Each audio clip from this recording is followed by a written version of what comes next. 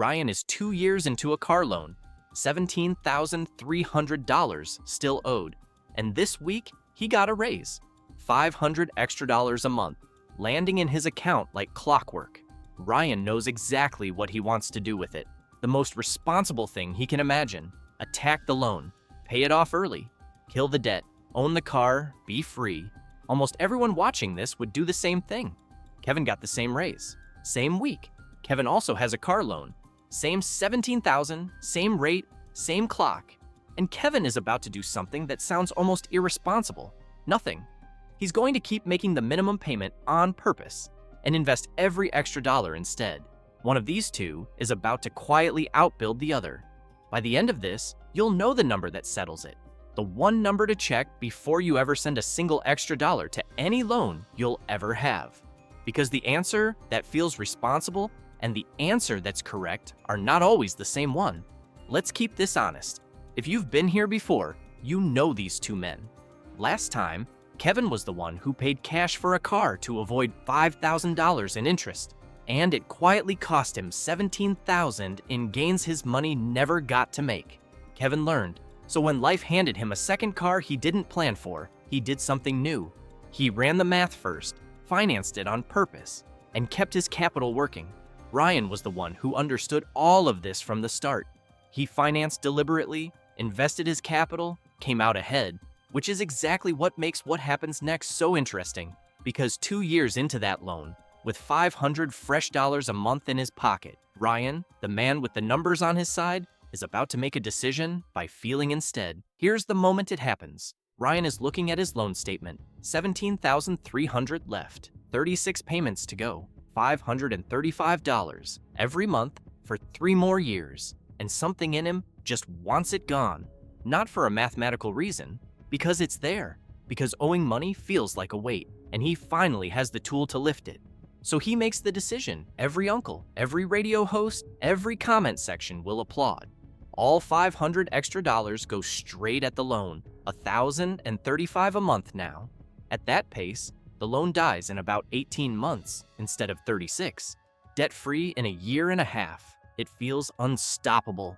Before we watch it play out, one detail almost nobody catches. Ryan sends his first extra $500, and the bank quietly applies it to next month's payment, not the principal. Extra money does not automatically attack a loan. Unless you explicitly mark it principal only, many lenders will simply treat it as paying the future early, which saves you nothing at all. Ryan catches it, makes the call, fixes it. Most people never do. Now, here's the number Ryan never looked at, the one that changes this entire story. A car loan doesn't charge interest evenly. It charges interest on whatever you still owe.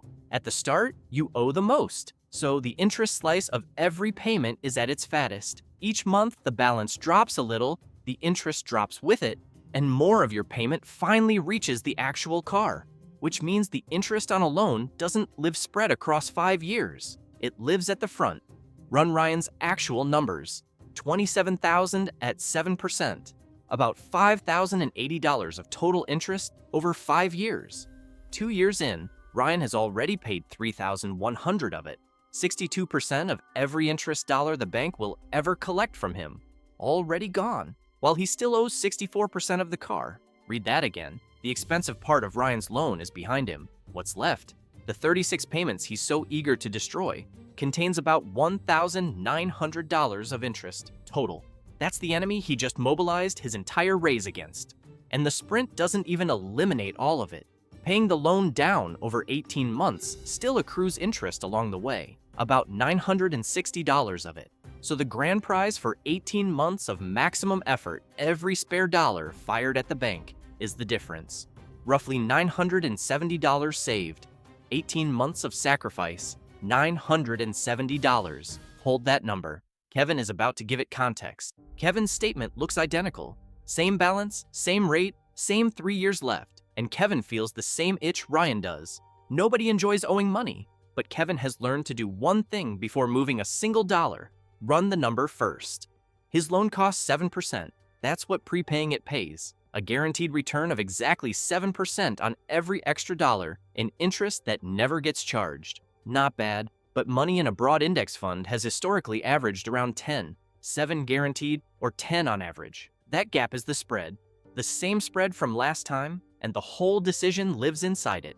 So Kevin lets the loan run and puts his $500 a month to work in the market instead, starting immediately. No sprint, no finish line, no celebration, just quiet, boring deposits from day one. 18 months later, Ryan makes his final payment. The loan is dead. And let's be fair to this moment, because it's real. It feels incredible. The title arrives with his name on it. No payment, no lender, no wait. $1,035 of his income is his again. Every month, his friends congratulate him. By every instinct we're raised with, Ryan did the responsible thing. Then, a strange little footnote shows up. A few weeks later, Ryan's credit score dips. Closing a loan in good standing can actually cost you a few points. One less account, paying on time, building history. Nothing serious, just the first quiet hint that the story he's telling himself and the numbers underneath it are not the same story. Because across town, Kevin's account has been compounding for those same 18 months. Balance, about $9,700. $9,000 of it is deposits, and $700 already earned by money Ryan spent racing the bank. Now Ryan starts investing, the full $1,035, everything the dead loan freed up, every month. And for the next 18 months, he outdeposits Kevin badly. He's catching up. This is the part everyone counts on. Kill the debt first, then invest with everything you've got. So run the clock to month 36. The morning Kevin's loan pays itself off, right on schedule. Final accounting, everything on the table. Ryan, loan long dead, $970 of interest saved, 18 months of heavy investing, roughly $20,400 in his account. Kevin, loan finished this morning. He paid the extra $1,900 in interest, all of it on purpose. 36 months of steady investing, roughly $20,900 in his account. Same car, same income, same raise. Kevin ends about $500 ahead. And if you're about to object that Ryan saved $970 in interest, so surely he's the one ahead. That money is already inside these numbers. Both men spent exactly $1,035 a month every month for 36 months. Not a dollar of difference between them. The only thing that differed is where each dollar went and what it did once it got there. $500. Smaller than you expected? Good. That's the honest number. And inflating it would make this a sales pitch instead of math. On one car loan, over 3 years at these rates, the entire gap between sprinting and investing is dinner money. If the story ended here, you could call it a tie and pick whichever helps you sleep. But the story doesn't end here. And the reason it doesn't is the reason this video exists. First, the honest part. Because there are situations where Ryan's sprint is genuinely the right call, and skipping them would be selling you something. If the rate is high, the sprint wins. Prepaying a loan is a guaranteed return at exactly the loan's rate. At 7%, that guarantee roughly ties a risky 10. But make it 12, 14%, the kind of rate dealer financing quietly hands people every day, and prepaying becomes a guaranteed 12 to 14. Nothing legal reliably beats that. High rate, sprint.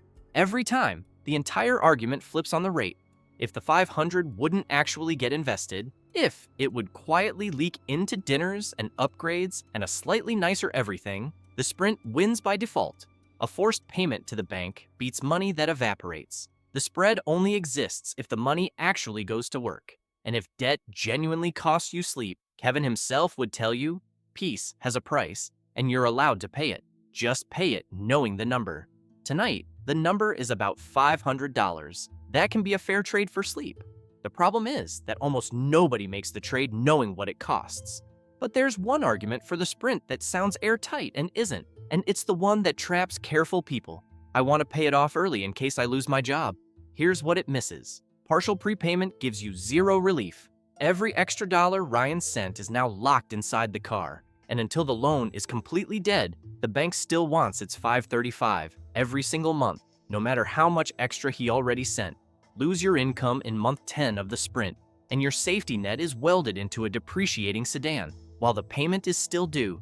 Kevin loses his job the same month. Months of payments are sitting in his account, a few clicks and a couple of days from being cash. If security is the goal, money in your hands protects you. Money inside a loan protects the bank. Now the part that actually matters, the scale.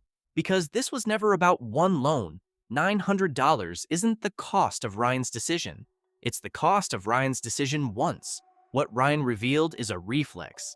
Whenever extra money appears, erase debt. Any debt, at any rate, at any point in the loan, because debt is bad and gone feels good. He'll run that reflex on his next car. And the one after, most people own 8, 10, 12 cars in a lifetime. And he'll run it hardest on the biggest loan he'll ever sign.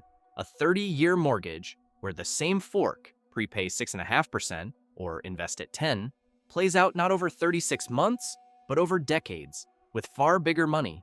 Run the reflex across a lifetime of loans, and the gap stops being $500. It compounds into tens of thousands. In the biggest cases, 6 figures. Not because paying off debt is stupid, because doing it without running the number first is. And the number takes 5 minutes to find. It's been on every statement Ryan ever received, the loan's rate, because that rate is exactly what prepaying pays you. A guaranteed return, no more, no less. Find that number, then hold one question next to it. Could this money realistically earn more somewhere else? And will you actually make it do that?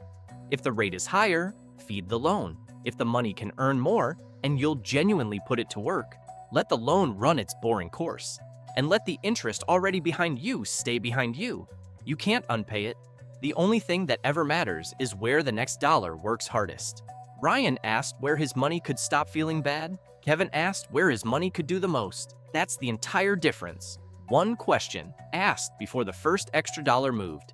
And if you're not 2 years into a loan, if you're still standing at the dealership deciding whether to finance at all, that's a different calculation. We already ran it. The answer surprised a few people. The math never lies.